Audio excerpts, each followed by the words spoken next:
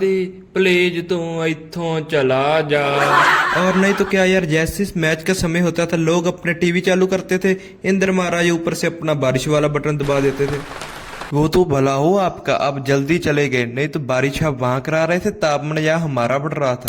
जैसी घड़ी पे ठीक 8 बजे तो हमारे कप्तान साहब रोहित शर्मा और उनके बर्बाद आजम और सॉरी बाबर आजम टास के लिए आए तो रोहित शर्मा जी हमारे टास वाला सिक्का ही लाना भूल गए। इधर रोहित शर्मा जी अपनी जेब चेक कर रहे थे और मैं सूर्य भाई का मुंह। क्यों चांसटाने लगे हैं क्या मेरे मुंह पे? क्या मैं सोना ही बात हूँ? और मुझे लगा कहीं आप सिक्का चोरी करके च्युइंगम मत ले आए हो, क्योंकि आप वैसे भी ग्राउंड में च्युइंगम चबाने तो जाते हैं। अच्छा तो हम चलते हैं।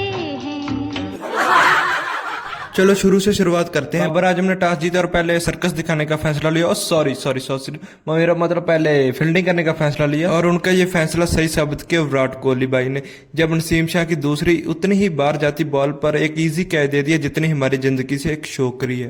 क्या बात है सर, क्या बात है बात सर। तो बहुत बड़ी बनदानी थी सर, अगर वो ऋषभ पंत 42 रन की एक ठीक ठाक पारी ना खेलता।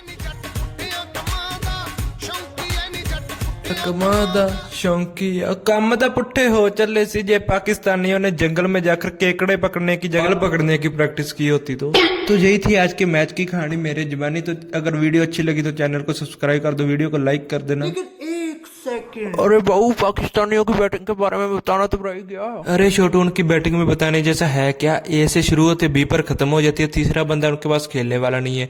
और वो आजम खान के ना खेलने से तो उनकी बैटिंग यूं ही हल्की लगती है, वजन में यूं तो पहले भी हल्की थी। बाकी उनकी बेइज्जती करेंगे अगली वीडियो में अच्छे से टिका कर, मैं क्या पूरा मजा दिलाएंगे आपको। बस चैनल को सब्सक्राइब कर देना और हमारे साथ बने रहना। तो चलो टाटा बाय बाय।